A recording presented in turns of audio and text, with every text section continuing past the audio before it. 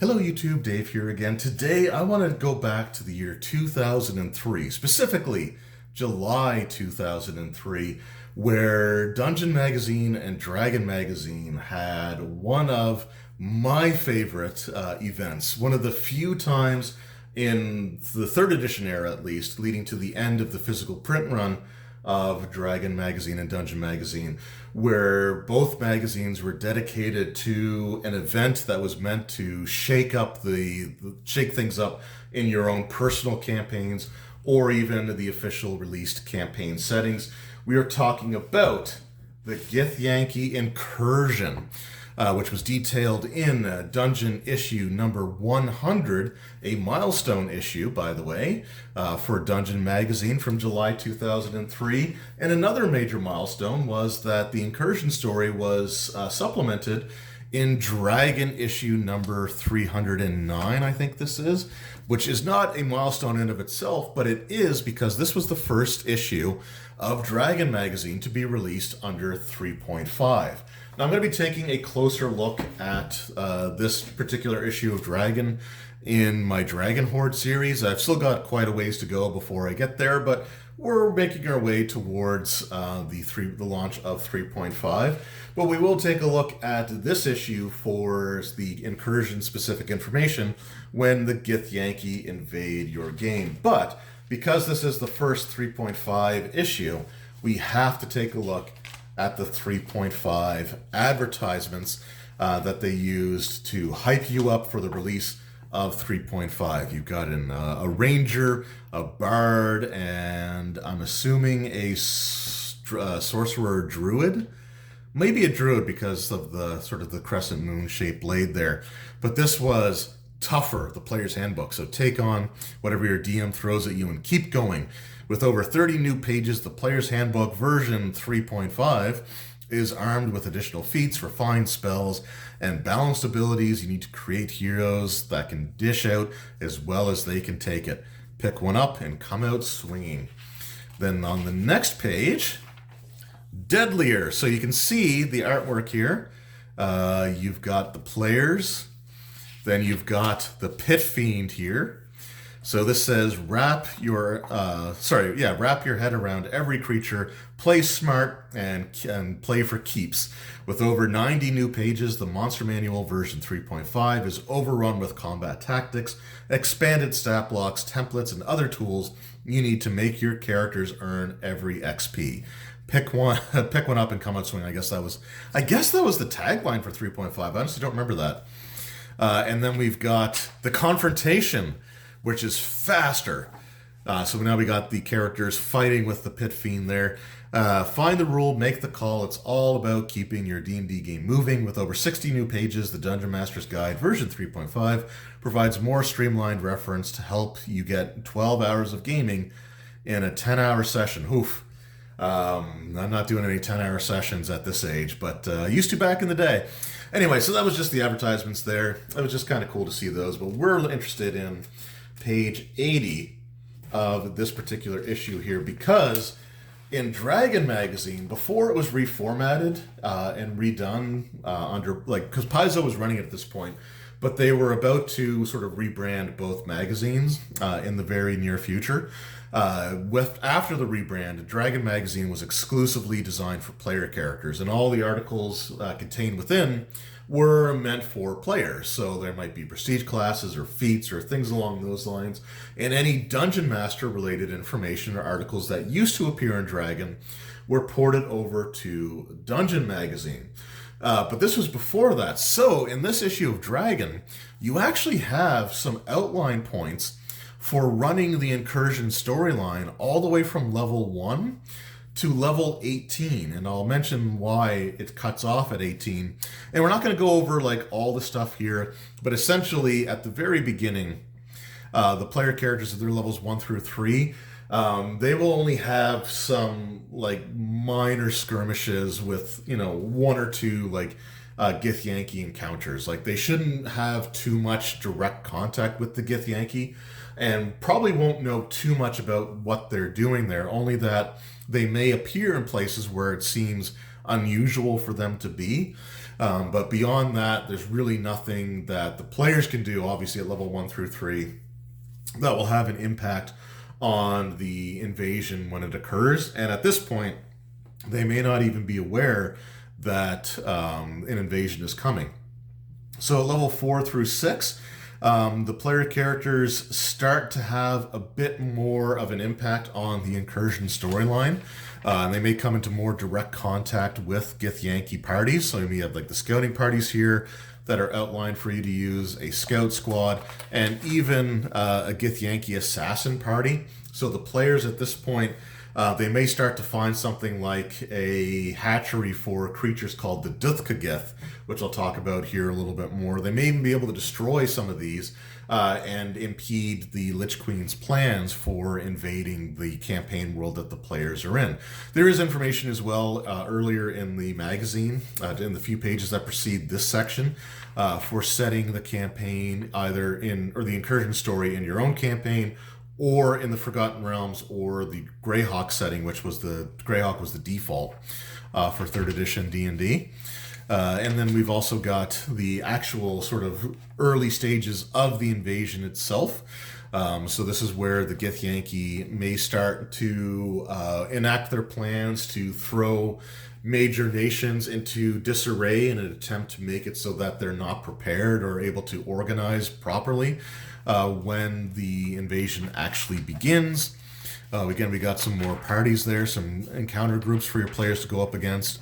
We'll also have the beginning of the end, so the invasion is now in full swing, and the PCs are directly at this point working against Vlokith and her goals.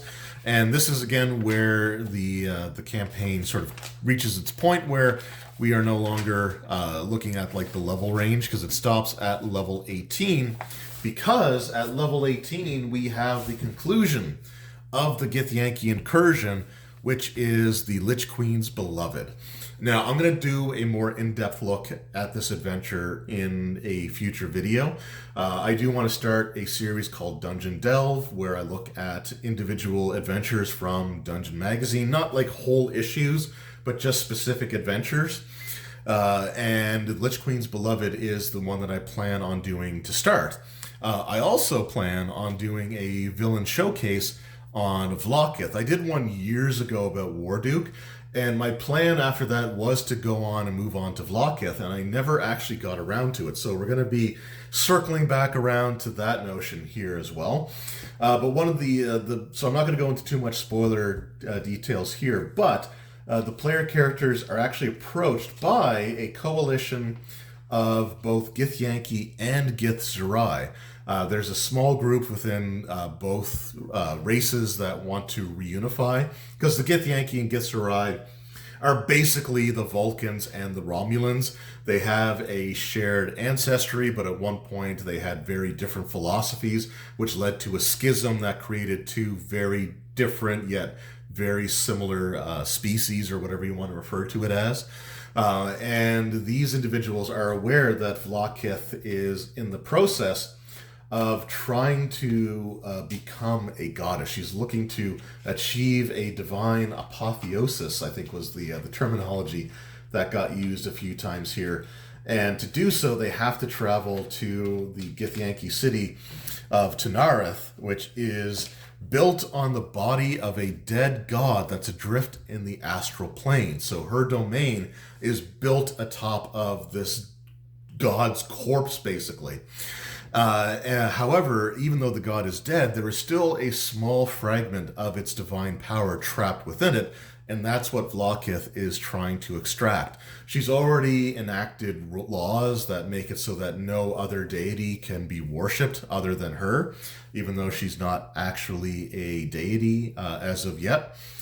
But that is her plan to become one, and so she's looking to do that, and she's using some pretty dark rituals in an attempt to fuel the power that she needs to complete the ritual and become a god. Because if we take a look at the polyhedron side of the Incursion storyline magazines, you have the rise of the Githyanki here, which actually has a really great history of the Githyanki their escape from servitude to the mind flayers, the Illithids. They're splitting from the Githzerai, and it even gives you information here if you wanted to play a Githyanki in your Incursion campaign. Because again, not all of these Githyanki wish to remain loyal to the Lich Queen. We also have the Duthka Gith, and they are sort of a melding of red dragon blood and Githyanki. So they're hatched in eggs, like a dragon would be, but they are humanoids that have the Githyanki traits as well as draconic red dragon characteristics here. We've also got a few prestige classes for the Githyanki as well, which is kind of cool to see. If you wanted to, again, have the players playing as actual Githyanki in here. But the main thing that I wanted to take a look at is how the Lich Queen sort of maintains her power and how she's fueling this ritual in an attempt to become a goddess by something called the Great Reward. So Vlaakith is incredibly paranoid, and she does not want to allow anyone within Githyanki society to become singularly powerful enough that they can threaten her rule. Mechanically speaking, what this means is that when Githyanki reaches level 17, they are summoned before the Lich Queen, and she undergoes a ritual with this individual where she essentially absorbs their soul and rips it from their body, killing the Githyanki in the process and giving her energy that she's using in this ritual. So none of the Githyanki in the Lich Queen's beloved adventure, except for maybe one, maybe two, but I'm pretty sure none of them are above level 16, because once they reach level 17, that's when they're summoned, and that's when they're killed. Now, there are some Githyanki who resist, and they flee, and they become fugitives from the Lich Queen for the rest of their existence, and she will send her assassin squad, she'll send the Duthka Gith, she'll send whatever she needs to capture these individuals and bring them back so that their souls can be absorbed into the Lich Queen. So that's how she maintains her control. But the problem is it creates a situation where she's limiting her army's power. And while 16th level is really good, the Lich Queen's beloved adventure, the player characters are already 2 levels above that, meaning that they've reached a point of personal power that no Githyanki in Githyanki society is allowed to, meaning that they are singularly, or as a group, more powerful than the sort of groups of same strength and makeup of any Githyanki party. So the Lich Queen has kind of limited herself in terms of how powerful her army really can be.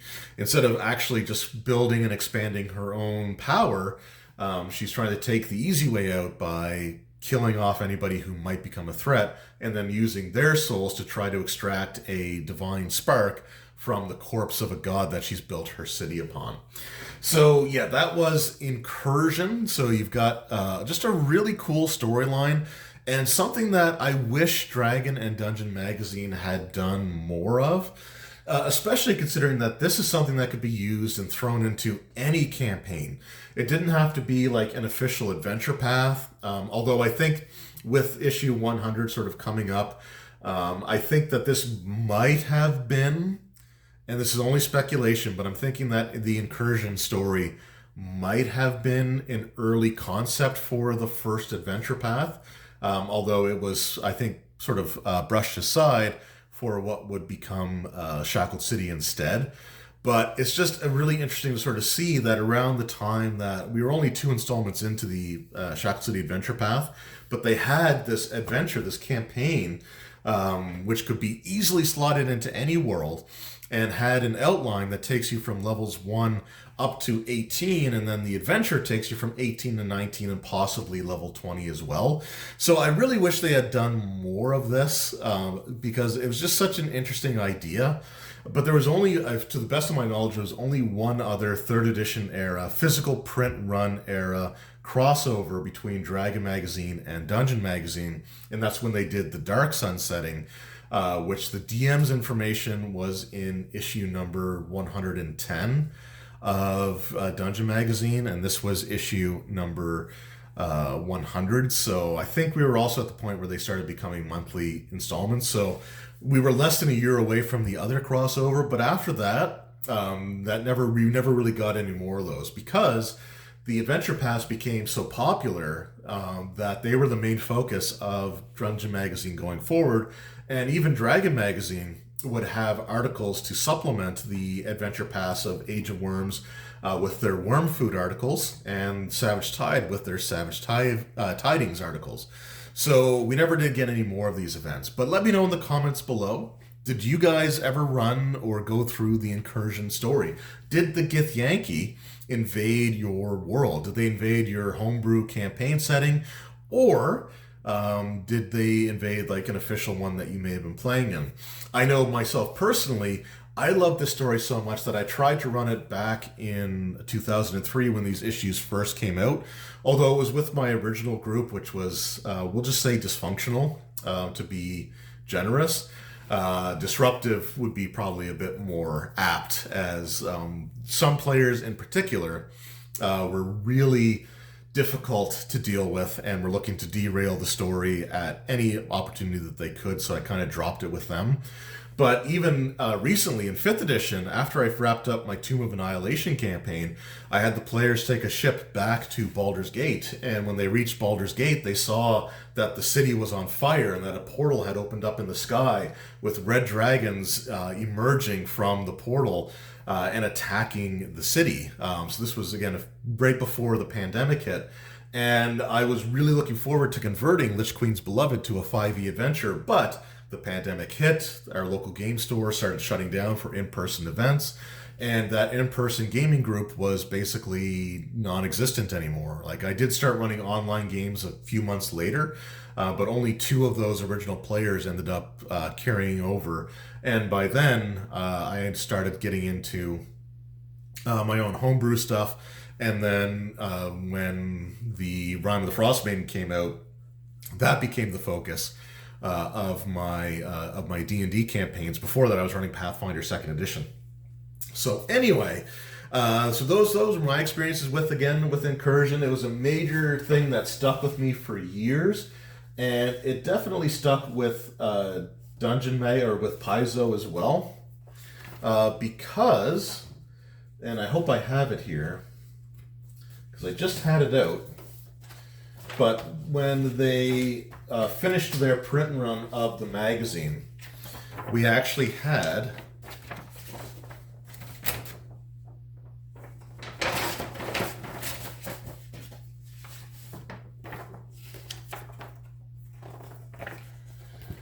well, maybe I can't find it now. That sucks. I literally just had it. But they actually had a poster thanking everyone for all their time. Oh, here it is. So again, like I said, the Incursion stuck with Paizo because in 2007, when Paizo was no longer able to print the magazines because Wizards had announced that they were discontinuing the print run, they had the big thank you thing there, the Paizo era, and the artwork that they used was the Incursion artwork. And then on the back, we just had the issues of Dragon and Dungeon magazine that Paizo had published. So this was the Paizo era. And what's interesting is that for both Dragon and Dungeon magazine, my very first issues that I ever bought turned out to be the first issues in the Paizo era, which was kind of crazy and just, I guess, a weird sort of coincidence. But there you go. So like I said, the Incursion story, the Incursion artwork, and all that sort of stuck with them. And it's even referenced in like later editions, like in 4th edition D&D. There is a mention of Lokith, and it does sort of refer to her attempts at becoming a god, which was based the premise of the Lich Queen's Beloved. So it's something that's kind of stuck with the game since then. And just again, one of my favorite concepts that I never unfortunately got to see to fruition, though someday I'm going to run my Incursion campaign. So yeah, did you guys go through Incursion? Did the Githyanki invade? Did you play through Lich Queen's Beloved? Were you able to defeat Vlokith and destroy her phylactery? Or were you able to simply destroy her phylactery and she got away? Were you able to destroy her but not find her phylactery? Or did she defeat you and become a goddess? Let me know all that in the comments below. Anyway, thank you all so very much for watching. I had a great time sort of reminiscing a little bit about one of my favorite eras in Dungeon and Dragon magazine history. So thank you all so very much. I truly appreciate it, and I will see you all next time. Until then, take care.